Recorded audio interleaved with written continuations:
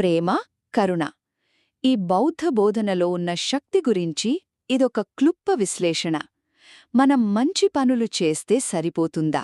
లేక మన మనసులో ఏముంది అనేదే ఇంకా ముఖ్యమా? అది ప్రశ్న. దీనికి సమాధానం మనకు ఇతి ఉత్తక అనే బుద్ధుని సూక్తుల్లో దొరుకుతుంది. ఈ బోధన పుణ్యం సంపాదించడానికి, విముక్తి పొందడానికి మధ్య ఉన్న తేడాను చాలా స్పష్టంగా చూపిస్తుంది.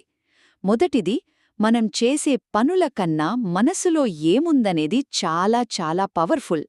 భవిష్యత్తులో ఏదో వస్తుందని ఆశించే చేసే మంచి పనులన్నిటికంటే స్వచ్ఛమైన ప్రేమ, కరుణతో నిండిన మనసు ఎన్నో రెట్లు గొప్పదన్నమాట. ఆ తేడా ఎంత పెద్దదంటే, మనం చేసే మంచి పనులన్నిటి కలిపినా ప్రేమ, కరుణలో 16వ వంతు కూడా సరిపోవట. అంత పెద్ద తేడా అన్నమాట. ఇక రెండోది, ఈ తేడాను చెప్పడానికి బుద్ధుడు 3 సూపర్ పోలికలు వాడారు.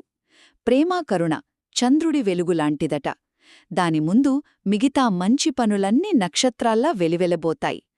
వర్షాకాలం తర్వాత వచ్చే సూర్యుడిలాగా మనసులో ఉన్న కోపం, ద్వేషమనే మేఘాలను తరిమేస్తుందట. ఇక చివరిగా వేకువ చుక్కలాగా మన అజ్ఞానాన్ని పోగొట్టి జ్ఞానోదయానికి దారి చూపిస్తుందట. ఇక చివరిగా పుణ్యానికి, విముక్తికి ఉన్న తేడాను మనం అర్థం చేసుకోవాలి.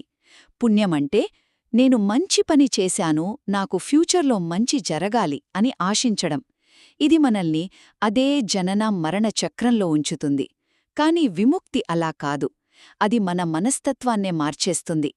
సూర్యుడు ఎలాంటి ప్రతిఫలం ఆశించకుండా వెలుగునిస్తాడు కదా, అచ్చం అలాగే మన మనసు కూడా సహజంగా ప్రేమను పంచుతుంది.